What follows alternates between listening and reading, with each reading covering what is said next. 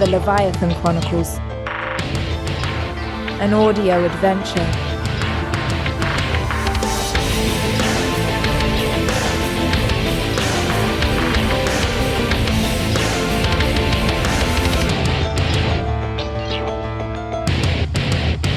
The story thus far.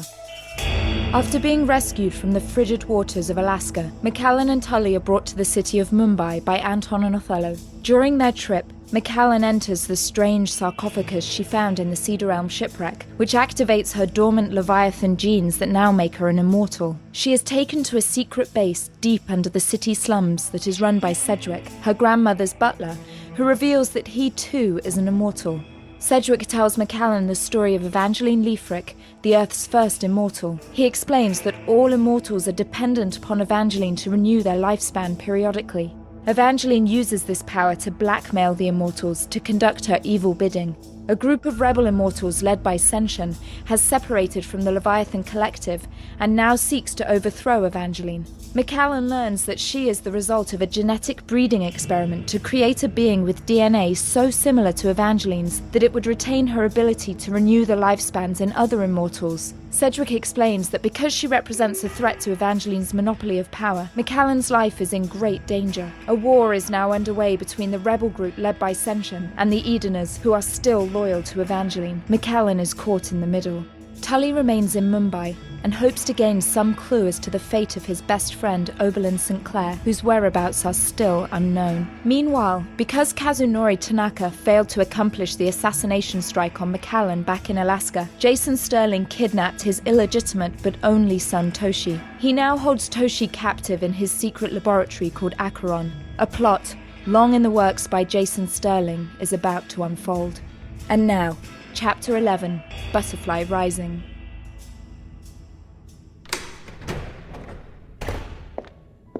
Jason Sterling walked down the brightly lit corridor of Acheron. The demanding schedule of Operation Butterfly had kept him awake for the past 48 hours, but he still looked as alert and cleanly pressed as if he'd just stepped out of a suit fitting at Barney's. The possibility of the mission's success fueled his alertness. Sterling felt the seductive lure of delivering a crushing blow to a nemesis, one that had eluded him for far too long. Acheron was always a special place for Jason Sterling. Lying deep under Baker Island in the Pacific, he reveled in the unparalleled security it offered. No way to be seen, no way to be touched. It was originally devised as a skunkworks lab exclusively for the use of the Black Door Group. It was their own special laboratory far from the prying eyes of their own government. Normally, the leaders of the Black Door Group operated independently of one another, but Acheron was one place they could commune as a group to test and implement the most controversial technology devised by humans. That was until the incident that had made Acheron the sole purveyor of Jason Sterling. He smiled when he thought of it all and felt the uncharacteristic urge to reminisce. But more pressing issues forced him to suppress this urge. Operation Butterfly was now about to go live. But first, he wanted to make a quick stop by a very special part of Acheron called the Weather Room. He wanted to speak to one of his very special guests. Hello, Toshi. Do you know who I am? You are the bad man. Now, why would you say that? I brought you some fresh clothes to wear, and we'll have some dinner brought to you shortly. Teriyaki salmon with some mochi for dessert. I've heard you like sweets, don't you? You are the bad man. How mistaken you are for such a wise little boy. I want to see my parents. Well, I can understand that, but your father lacks the proper motivation. And your mother, she's too important to me where she is right now. But I have a different idea, Toshi. How would you like to help me? Why? What if I told you there were people that had a secret plan to conquer the world with their own species and replace all the humans? I don't understand. Incoming message for Jason Sterling, source at guard station. I have to go now, Toshi. I want you to go to sleep after your dinner and get some rest like a good boy. I'll be back to check on you soon. Jason Sterling turned on his heel and left the weather room. He approached a thickly ribbed metal door and punched a 10-digit code into the keypad on the right. A retinal scanner activated, and Sterling placed his right eye into the beam of red light that emanated from it. He entered a large room that he affectionately called the Icarus Room. The room resembled a giant V, with two long corridors 100 feet in length veering out from the center. The corridors were filled with mainframes and other cabinet-sized technology. A large command console sat at the center. It was comprised of a single chair in front of 8 large flat-screen monitors. Above the chair hung a horrifying device. The device resembled a demonic spider constructed of gleaming stainless steel, with sharp iron-like protrusions resembling 8 legs hanging limply from its body. It was suspended by a dense web of wires and cables that ran from the body of the device up to the ceiling. Jason sat in the center chair and pressed the green message light that was blinking on his console. Are we ready to commence the operation? I wouldn't have contacted you if we weren't. And the enforcers are ready for delivery. They are. But the real question is, are you ready? You will be controlling 2 minds simultaneously. The human brain is not designed to accommodate multiple sets of consciousness. You know that you are risking insanity. I'm well aware of the risk, but I do find it ironic that the source of such advice is a doctor who has been condemned by every major medical ethics board in the free world and is wanted for murder and forms of sadistic torture in 5 countries. Those charges were never... For God's sake, you were combining human and animal DNA. I heard you created a man with hooves and fur and face so disgusting that it died banging its head into a concrete wall. They were for the good of all humans. You created monsters. You want monsters. That may be true, but at least the enforcers won't know what they are, what they've become. You've seen to that, haven't you? As I have said, the human mind is not a hard drive that can be erased with a single keystroke. But yes, when Operation Butterfly commences, you will have full transference. What is left of their minds will be linked to yours. You will be able to control them as if you were controlling your own body. They will be, in short, your proxies in violence and hell. Have you been doing the mental exercises I prescribed for you? I have, and I ingested the last dose of the Xanatasium exactly 1 hour ago. Very well then. I will expose the enforcers to their final dose of radiation. This will bring them to maximum power, but will begin the countdown of their lifespan. Jason, you are aware they cannot survive long at this energy threshold. As long as they survive long enough to accomplish the mission, then I have no further use for them. Of course. The grotesque metal spider hanging above the control console descended until it hovered inches above Sterling's head. The sharp metal legs suddenly sprang to life and shot outward, and then, as if calming itself, it lowered 1 final inch and gently closed its legs until all 8 protrusions were resting against Jason Sterling's skull. All right then, Doctor. Commence the final radiation burst. As soon as night falls and their consciousness is fully transferred, I'll have a modified B-2 available for rendezvous. Let's see if Macallan Orsel is afraid of butterflies.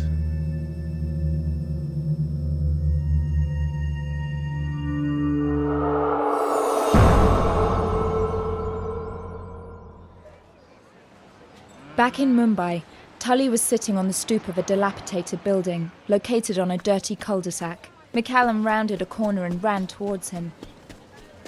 Tulley, where have you been? What the hell are you talking about, where have I been? I've been holed up in this guest house they shoved me into after you disappeared into that pottery shop. That was no pottery house, Tulley.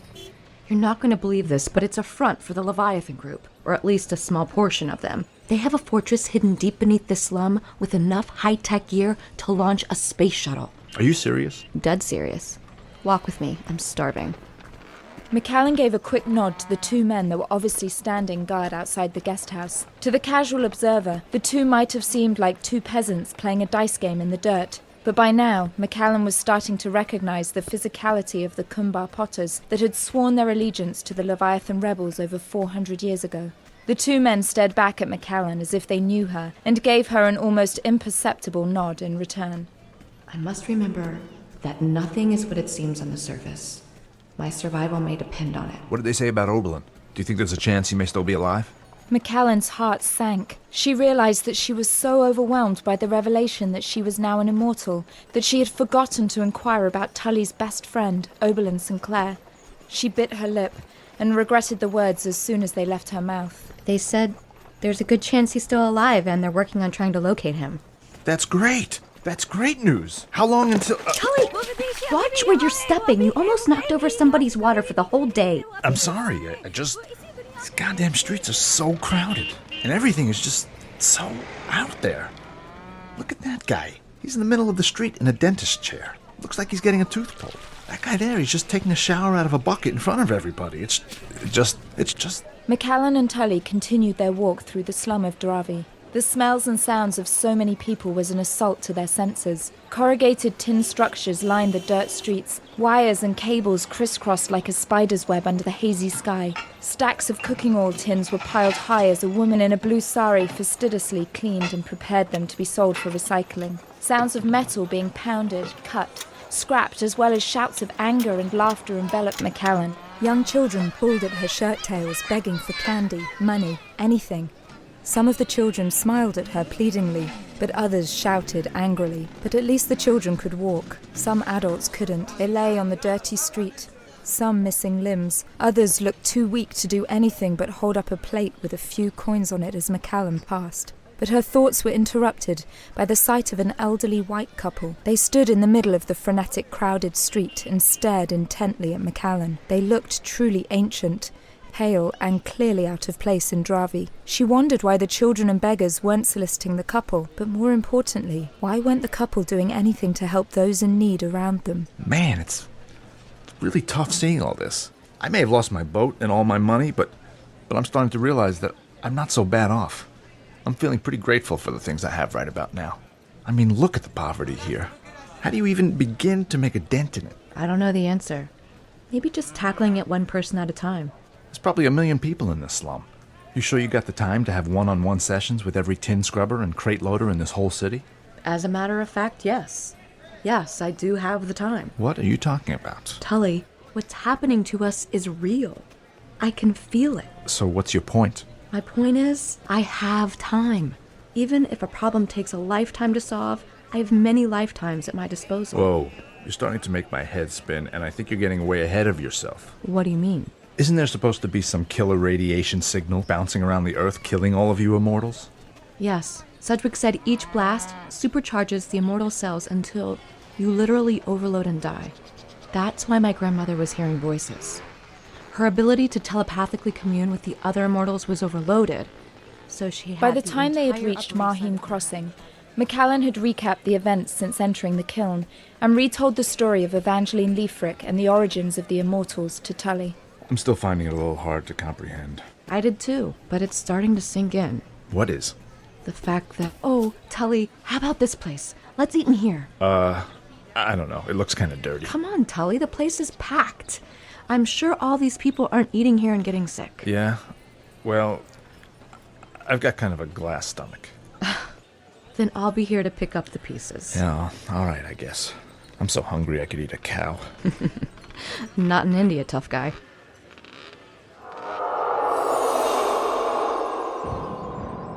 Meanwhile, 30 miles off the coast of Mumbai, a B-2 stealth bomber lowered its altitude to just 400 feet over the Indian Ocean. Does someone mind telling me what the hell this mission is about? Charlie 1, this is Camelot Shadow. Permission is now granted to activate package sequence. Maintain altitude and proceed to coordinates 19.30 by 72.52, where you will release the cargo. Wait a second, that's directly over Mumbai. What the hell is this cargo anyway? You'll follow instructions, Charlie 1. Priority Black Door 34 Omega. All information from this point is considered classified, Spectre level. Information is strictly on a need-to-know basis. You will follow your given orders and proceed to the coordinates, Lieutenant. Yes, sir. Now approaching new coordinates. What are your instructions? Open the bomb bay doors. But sir, no ordnance has been loaded. Just some cargo. Any further questioning of your directors will be considered treasonous and subject to court-martial. I remind you, for the last time, Lieutenant, this mission is classified. Priority Black Door 34 Omega. You will follow your orders, Lieutenant. Yes. Yes, sir. Inside the cargo bay of the specially modified B-2 plane, the cabin was empty, except for an enormous wooden crate that measured 20 feet on each side. Suddenly, the wood on the front side of the crate exploded into splinters as two 12-foot behemoths burst out of the container. They resembled human men only slightly. They had 2 arms and 2 legs, but each of their limbs was more than a meter thick, making them almost as wide as they were tall. Inhuman muscles rippled from every inch of their bodies, and their skin was almost entirely blood red. Their entire bodies pulsed ferociously with aggression. Their lips, nails, and knuckles were covered in a sharp, bone-like crust. As the two gigantic monsters took a single stride to stand at the edge of the open bay, the entire plane shuddered with their massive steps. Whoa, something came loose in the cargo bay. I can feel something moving. I have to increase altitude. Maintain your heading, Lieutenant. Deployment is about to commence. Each of the enforcers stared straight down at the ground 400 feet below them. Skyscrapers passed just underneath as the plane entered the airspace over Mumbai. After quickly maneuvering around the city center, the plane came above the mangroves of the Dravi district of Mumbai. In perfect unison, the enforcers each took one step forward. The enforcers fell over 400 feet and created small craters where they landed. But in an instant, they pulled themselves out of the ground and started running towards the center of the Dravi slum. Each step was again in perfect unison, as one enforcer was the mirror image of the other. The two shimmered with unearthly power, as their master knew that their prey was near. Nothing would stand in their way.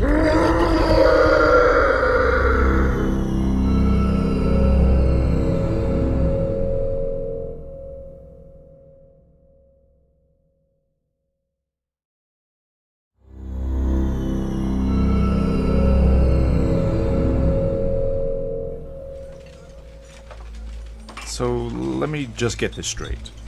Evangeline Leifrick was a woman in the early Middle Ages who nursed two stranded aliens back to health.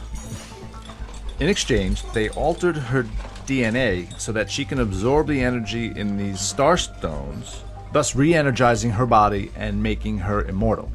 And because she's the only one that could unlock a starstone and harness its powers, every other immortal on the planet has to depend upon her for their energy feeding once every couple decades, otherwise they die too. That's right. But Evangeline has gone nutso and is blackmailing her immortals into only doing whatever she wants. Something having to do with her fulfilling the Eden Initiative. Sedgewick said she's done horrible things, Tulley. The immortals have to commit murder, treason, give up their children, and give billions of dollars a year to her. Although, I have to admit, it doesn't seem like these immortals are hurting for money. Yeah, that stands to reason. Think about it, if you could stick a few $1,000s into a savings account and let it compound interest for a few hundred years, you'd be a billionaire too. My God, Tulley, you're right. And Evangeline didn't start with a few $1,000s. The whole idea behind her immortality was to start the Eden Initiative, which was supposed to take a fortune back 1,000 years ago. I don't know where all that money is or who's controlling it, but by now that money is probably in the hundreds of trillions. That's why Seinshun can afford a string of townhouses in Manhattan.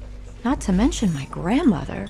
That's how the rebels could pay for a secret fortress under Mumbai and buy everyone in the slum off for their silence. I don't know. I'm looking around here, and it doesn't look like anybody got bought off. No, Tulley. Sedgewick said only the Kumbar Potters are, and they don't get any payment. The rebels have agreed to take care of the Potters' children in perpetuity, paying for college, housing. Think of it. What if you could give your life to a cause knowing that all your descendants would be provided for? Amazing. I think you're asking the wrong question. What if you could have untold riches and live forever to enjoy it, but you had to be a slave and beholden to a madwoman? That's the question I'd like answered. Tulley, do you realize how much money the Leviathan Group must control? It must be close to 5 to 10% of the world economy. Maybe more. That must be why the Black Door Group wants to eliminate the Immortals. Black Door. Those are the guys who Sedgewick thinks captured Oberlin. Before Macallan could answer, a waiter approached the table. Good afternoon. What can I bring for you today? I'll have the chicken tikka. Oh wait, you have masala dosa, that's my favorite. I'll have that and a Diet Coke and some basmati rice. And you, sir? Yeah, can I get like a turkey sandwich? Like on toast or something? Turkey? This I do not think we have, sir. Maybe you have a lamb korma. Whoa, that's not spicy, right? Because if I get too much curry, my ass is gonna... What was that? I don't know, sounded like some demolition. I think it's pretty late in the day for that. This place is remarkable. I've never seen people work so hard for so little. Every hour of the day, someone is... Shit, that's getting louder. Tulley, I can feel the ground shaking. It can't be an earthquake, can it? Tulley, what the hell is going on? Maybe it is an earthquake. Possible, but not likely in this part of the world. Maybe it's a terrorist attack. In a poverty-stricken slum? I don't know. Either way, we gotta get the hell out of here. Let's hurry. This building isn't going to stand up for long. The entire back wall of the diner shattered through. 2 hulking 12-foot giants ripped the corrugated tin off the roof. Their red bodies and faces turned towards Macallan. In perfect unison, they both lunged for her, but Tulley yanked her arm hard, getting her out of the way just in time before their giant fists pulverized the wooden table they sat at seconds ago. What the hell are those things? Come on, we gotta move. Now! Move! Tulley pulled Macallan out of the diner onto Marckane Crossing. Chaos had erupted on the streets and terrified people were running everywhere. Macallan looked south down the road and saw a trail of rubble a mile long where houses stood only minutes ago. Don't let go of my hand. I can't believe that The enforcers smashed a load-bearing beam, causing the entire diner to collapse in a heap of rubble and ash. The 2 enforcers leapt out of the ruins with smoke and dust trailing behind them. They rapidly began scanning the crowded streets for any signs of their prey. They can't find us if we hide in the crowd. Duck your head down. You're a foot taller than everyone here. We gotta try to blend. Tulley!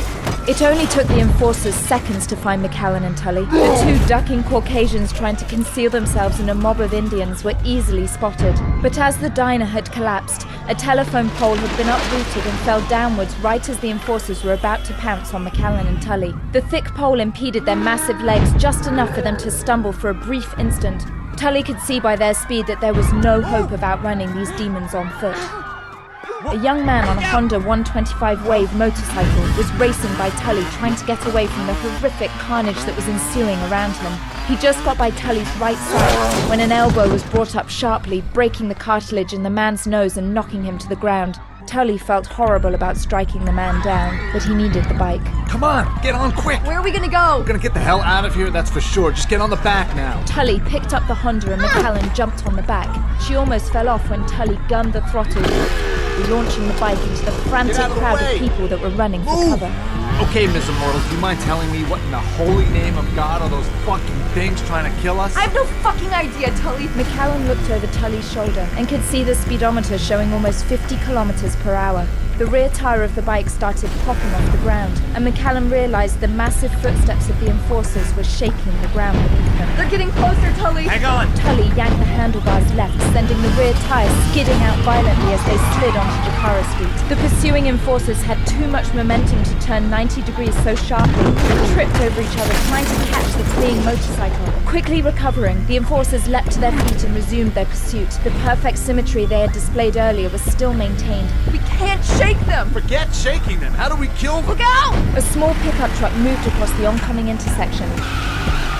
The bike's brakes locked up. He nailed the throttle, unlocking the rear wheel and juked the bike hard right and then yanked it back left, narrowly missing the pickup truck. Tulley! The brief application of brakes allowed the enforcers to gain significantly on Macallan and Tulley. The tips of their shoulders and arms scraped against the sides of the shantytown buildings, collapsing some and severely damaging others. Macallan could feel the ground vibrating again as their powerful strides grew closer. Suddenly, in one swift jump, each enforcer leapt violently at the speeding motorcycle. The first enforcer crashed into the ground in an eruption of mud and dirt, smothering 2 people. The second reached out just far enough for 3 of his fingers to dig into the spokes of the rear wheel. The Honda instantly jackknifed, hurling Macallan and Tulley through the air. Macallan landed against a wheelbarrow that had been abandoned while Tulley hit the ground hard on his side and slid over 30 feet. Are you okay? No, it's my leg. I think I really broke it. Tulley tried to rush to her side, only to realize he couldn't breathe. My ribs. I must have cracked a bunch on my right side. Tulley painfully forced himself up to his feet and stumbled over to Macallan. Here, take my hand. I can't. Yes, you can. You want to die here? You want these fucking things to rip you apart? Then get on your goddamn feet. Okay, I'm trying. I know it hurts, sweetheart, but if you can stand on it, it's not broken. It hurts so much. I know, but we gotta keep moving. Tulley, look! The enforcers were both rising. Macallan noticed they were not moving in perfect unison anymore. Could this be the first sign of weakness? Quick, down the alley. Macallan threw her arm over Tulley's shoulder and the 2 of them ran with all their strength. Macallan didn't need to look around to be able to feel the enforcers approaching. These things won't stop. These things just won't stop. The 2 ran down the darkened alley, their bodies aching. They desperately looked for some doorway to hide and escape their killers. It's a dead end, Tulley. It's a dead end! I know. Maybe there's a way. But it was too late. The light in the alleyway dimmed as the enforcers slowly rounded the corner off the main street and walked towards them. They stared malevolently at Macallan and Tulley. There was no need to hurry because there was nowhere left to run. The two giants walked in unison again, and Tulley began to walk backwards with Macallan. Macallan lost her footing with her bad leg and was sprawled on the filthy pavement. Tulley was at the end of the alleyway, which was sectioned off by a chain-link fence. The enforcers flexed their stone-like hands, ready to envelop and crush them. Open fire! Anton and Othello, flanked by 6 other Kumbar soldiers, opened fire at the enforcers. They each had M134 miniguns, while the 3 soldiers on each side carried AK-47 assault rifles. Aim high. Don't hit Macallan. The entire entranceway to the alley was blistering with fire as thousands of rounds were shot off at the enforcers. Tulley dragged Macallan closer to him at the very end of the alley and covered her head with his chest. The enforcers' faces had gone completely slack, as if in shock that anything could wound them. Once again, in unison, they each fell to their knees. Bits of flesh and bone popped off near their shoulders and liquid was pooling at their feet. Swiftly, in a flash of movement, the enforcers whipped their giant bodies around and launched themselves at their attackers. They flew through the air with their arms crossed in front of them and then violently snapped them outward. Othello took the hardest blows, thrown in the air 150 feet away, landing on one of the roofs. Anton fell back just in time to avoid the enforcer's massive fist that rained down on him. The outer Kumbar guards managed to jump aside and withstand the blows, but the other guards were not as lucky. The enforcers rose high again and punched down with such force that the skulls of the guards exploded in a wet gush before their heads were ripped from their bodies. The last 2 guards were thrown against the building walls like limp dolls. This is our chance. We gotta get up. There's a fire escape on the left. If we climb up the fence, we can probably reach it. Macallan and Tulley sprinted to the top of one of the shantytown roofs. Fear, like Macallan had never felt before, fueled her body as she ignored her injured leg. As soon as they both climbed to the roof, they realized that stealth would no longer be a part of their escape. The metal roofs banged loudly with each footstep they took. They ran from rooftop to rooftop, carefully jumping wherever they could. Wait, Tulley, wait! No, we gotta keep moving, Macallan. If we... No, I mean, I've got an idea. We gotta head east from here. That'll take us towards the outskirts of Dharavi. No, we gotta stay where it's populated. Maybe we can find some sort of structure that we can hide in. We'll never stand a chance on foot against those guys, especially with your leg. I agree. That's why I've got a plan. Trust me, Tulley. Trust me. Your plan better be good, because here they come. The enforcers heard Macallan and Tulley's footsteps banging on the rooftops. They leapt in the air and grabbed the edge of a rooftop. The metal ripped off from the strain of the 1,400-pound weight placed upon it. Macallan and Tulley were light enough to dance on the rooftops, but the enforcers were too heavy to be supported by the roofs of the shantytown. They continued to smash through the flimsy structures and would jump as high as they could to see which way Macallan and Tulley were heading. By staying out of the enforcers' constant eyesight, the two were picking up crucial distance that Macallan needed if her plan was to work. As the building density became sparse towards Dharavi's outskirts, they came upon a leather tannery where giant thick pools were filled with noxious liquid to impart color to the raw hides. The two leapt down from the roof and landed on top of a large pile of skins. God, this place is disgusting. The smell! It's like formaldehyde and feces mixed together. Just breathe through your mouth. I need your strength to make this work. Make what work? Less than 2 minutes later, Macallan and Tulley were screaming at the top of their lungs. Help! Hey! Somebody help Over us! here! Help! Hey! Hey! Okay, Miss Macallan, now what? Now, we wait.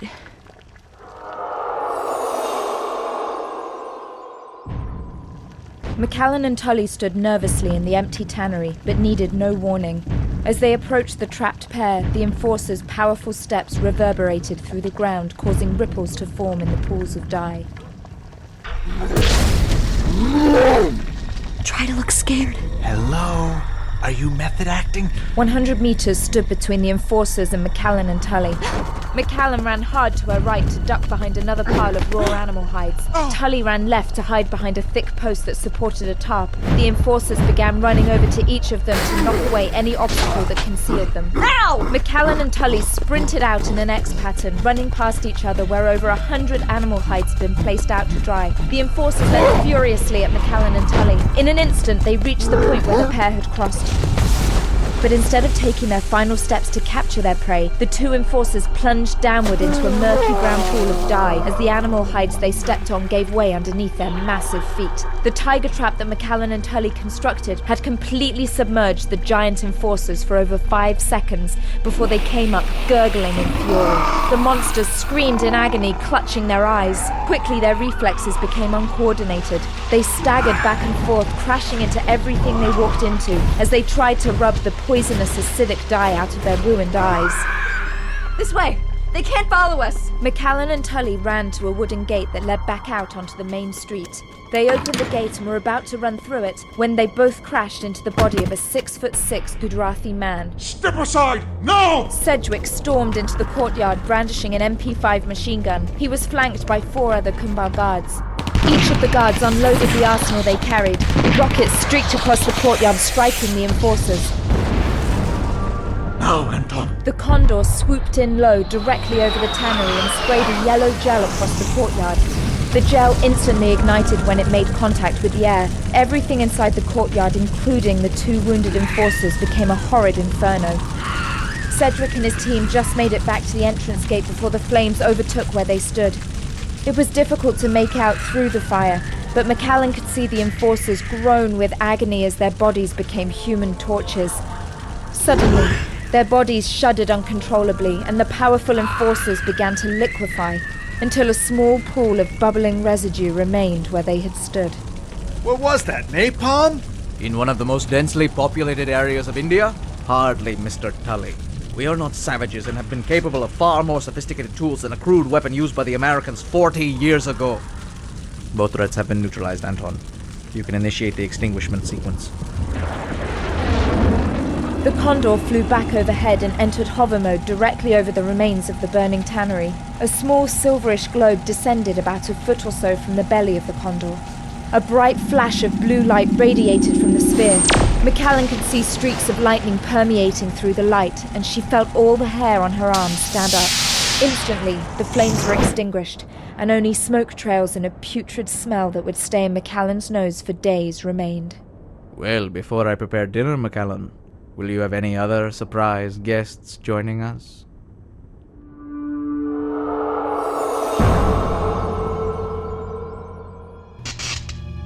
Jason Sterling was furious. He ripped the steel helmet from his head and flung it across the room, ripping it out of the ceiling sockets. There were 8 small burn marks on his skull where the spiny contacts of the helmet had rested against his skin. He stood up.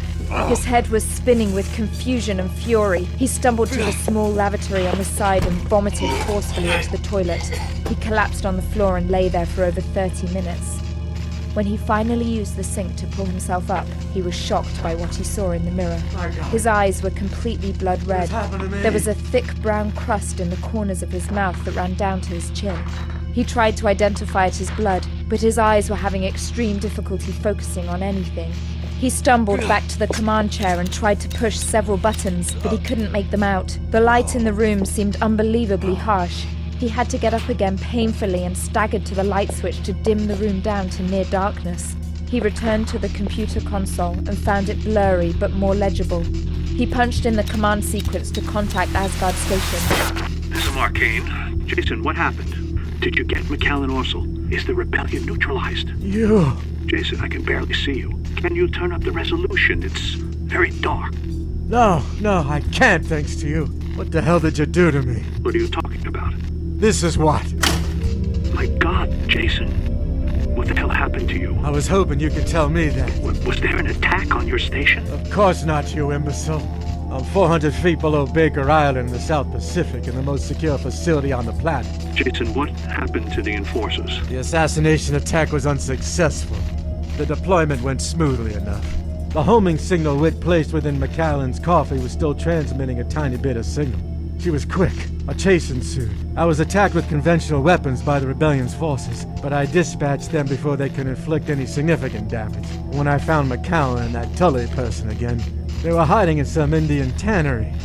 They splashed this paint in my eyes. My God, of course. We made the enforcers' bodies invulnerable, but the soft tissue was still human. They couldn't be easily hurt, but they could be blinded. Damn it, I'm blinded! The mental transference. You had complete control of their consciousness, but they must have died in so traumatic a way that the transference became two-way. They were intended to be the perfect proxy soldiers, allowing you to inflict the most harm while controlling them thousands of miles away, but you failed, plain and simple. Jason, this technology had never been tested. We bombarded their human bodies with so much radiation that the new cell growth was impossible to... Just know this. Your days may be as numbered as the immortals. I hope for your sake that when our day of reckoning comes, you will have found a way to make yourself useful. Jason, I... Computer, find me Whit Roberts. I think it's time to change our method of influence.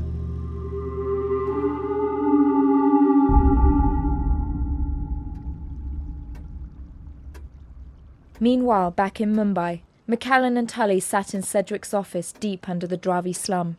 They were battered and filthy. Cold spring water had been brought to them while they waited for Sedgewick to return. The mood was somber, and even the sight of Tulley still wearing Macallan's pink sweater, now torn and filthy, failed to bring a smile to her lips. After another 5 minutes, Sedgewick quickly strode into the room without greeting Macallan or Tulley. He made a direct line to his computer and punched a sequence into the keyboard. Seinshun's face appeared on a monitor on the far wall. Report. The attack was devastating, Seinshun. Worse than you've heard. Frankly, we've never seen anything like this. Over 60 dead. Hundreds have been injured. Make sure you control the press. I want witnesses planted and make sure that we tend to all the wounded. The local government needs to be kept out of this.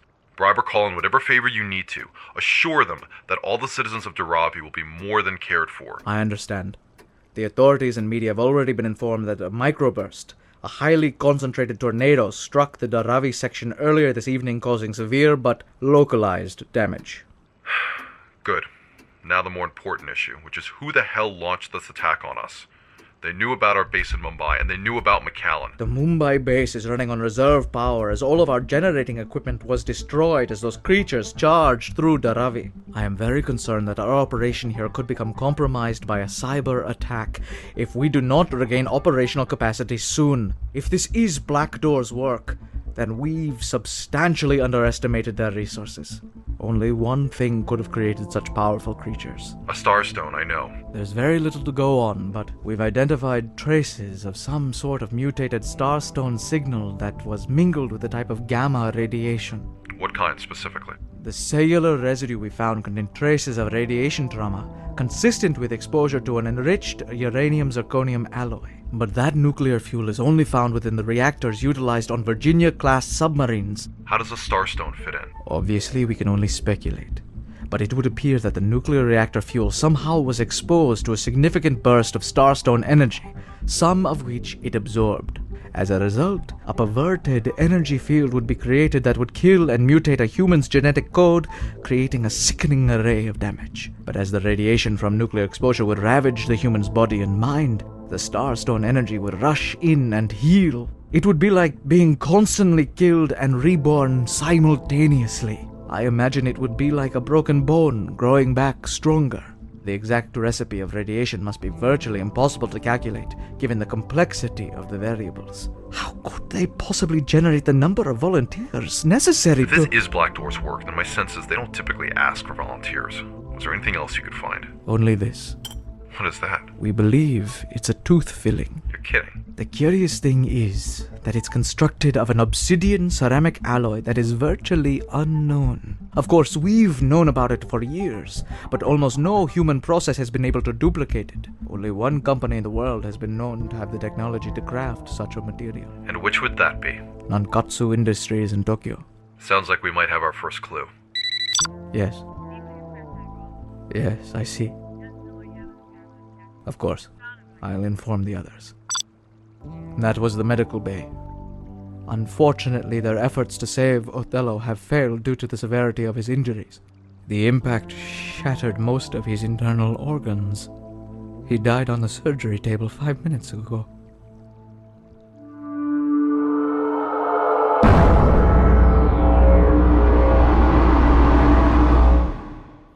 You have been listening to the Leviathan Chronicles. The Leviathan Chronicles was written and created by Christof Laputka, produced by Robin Shaw, produced and musical composition by Luke Allen, directed by Nobi Nakanishi. For a full list of cast and crew, or to purchase the ad-free director's cut, go to leviathanchronicles.com.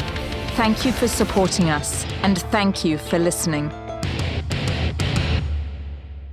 To discover more podcasts set in the Leviathan universe, go to leviathanaudioproductions.com or follow us on Facebook or Twitter. Leviathan Audio Production.